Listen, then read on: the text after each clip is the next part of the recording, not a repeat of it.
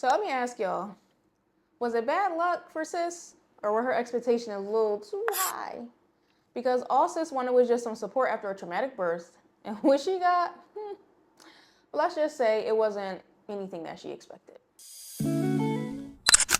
So boom, here's the backstory. Poor sis already went through one traumatic birth. And this time around, she's like, all right, let me get some real support. So she thought, I'm gonna get a doula. Okay? She thought would be her answer. Someone to hear her, hold her down, help her feel safe.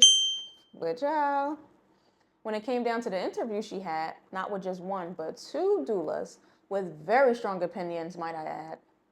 Let's just say it wasn't giving what sis thought it was going to give. So everything starts off normal, right? Real copacetic, they vibing. She's sitting there thinking like, okay, finally, I'm finna get the support that I need. Got him. No, wait to this, right? The first doula she meets, right? Instead of listening, sis came in script ready, like she ready to rumble. All opinions, no ears. And so sis is sitting there trying to, share her heart. But the vibe went straight to my way or the highway. What you want? And just when she thought, okay, let's not let one bad apple spoil the bunch. Ooh, child. The second interview was not any better. Different face, same energy. But wait, here's where it gets a little messy. Because both of them started pushing their own ideas so hard, sis started feeling like everybody just in here playing in my face now, right? So now she triggered because she's feeling like she's landing right back into the system that she's trying to escape in the first place. The very thing she's running from, she ran smack back into it. Again, if you think that's bad, hold up. Because the things that they actually said to her, it was giving fight words. So fast forward, when sis was up to here at this point, she finally laid her heart on the table and said, listen here. My first birth was traumatic. It came from me being sick, panicking, feeling helpless. So if it comes down to me needing another C-section, I just want some anti-nausea meds because it worked for me before, it worked right away, and I'm not trying to live that nightmare again, okay? Instead of support, can y'all believe both doulas hit her with the absolutely not? You want what? Oh, One even tried to push her into using essential oils and homeopathy only. Basically telling her, we're not doing no med, sis. The audacity. Like, did sis have in search of medical care written across her forehead? She simply was just looking for some care. Like, where was that? And then, when she shared how breastfeeding pressure made her feel shamed the last time, and that she may need compassion if she decides to choose formula this go round, the other doula looked at her dead in her face and said, oh, you want to give your baby poison milk? I'm like, not the poison milk. See, I do have my own opinions, but what we not going to do is shame a mom for doing what she feels is best for her mental health and her baby. Like, come on. Don't do that. Don't do that. See, this is when I need to jump in with some truth as a birth keeper. Listen. A doula is not a one-size-fits-all. Just because she wear the title does not mean she's a ride or die. We ride at dawn for you, sis. That is not what that means. Personally, when I sit with a mom, I'm asking myself, can I really show up for her in the way that she needs? Are we fully in alignment? Are we here? Because if the answer is no, I don't take her on as a client, respectfully, and I let her know with no hard feelings.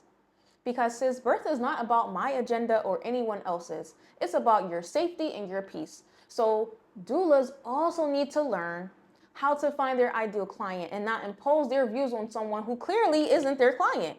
Like, we gotta do better. And let me tell you something else though. Going into a birth without processing that first trauma, that can be your undoing. Unresolved fear in birth is like oil and water. They don't mix. That's why the very first thing I do when people meet with me, we're going to address that trauma. If you don't want to do that, you're not ready, we can't work together. Because what I'm trying to help you do is step into birth with peace, not panic. So y'all, the more I thought about this, the more I realized this ain't just about doulas or mamas. This is about accountability. And the first thing that comes to mind is what Allah says in Quran about the words we use and the weight they carry. So this right here, yes, you know what? This really hits me because it shows birth is not just about contractions and delivery. It's about feeling safe. It's about feeling safe. When a mama shares her fears and her needs, she's handing you her heart in that moment. And if you can't hold that with care, then sis, you shouldn't be in her birth space. Exit left stage. Because in Islam, the womb is sacred. It's not a place for ego. It's a place for an amanah, for trust. Allah says in chapter Nisa, this is chapter number 4 in the Quran. أعوذ بالله من الشيطان الرجيم. إن الله يأمركم أن تؤدوا الأمانات إلى أهلها. Indeed, Allah commands you to render trust to whom they are due. Meaning, do not betray the trust entrusted to you, because you know them consequences. When a mother says, this is what I need to feel safe, that is a trust. This isn't about essential oils versus meds. It's about an amanah, that trust. About honoring the space Allah made sacred. So if someone can't respect that, no matter their title, they're not the one for you. So now I gotta ask y'all, tell me, if y'all were in her shoes, would you keep searching until you found someone who truly honored your needs? Or would you settle just to be like, I got a doula. Like, me? Baby, you know I don't play about that birth and birth space. If you can't hold my heart with care, you don't get to access my birth space. And if I can't show up for you the way you want, I'm gonna check it at the door and let you know. But I wanna hear from y'all. Have you ever had someone claim they were there for you, support-wise, but ended up pushing their own agenda instead of helping? Drop your stories in the comment below, because y'all know I'm ready to sip this tea with y'all.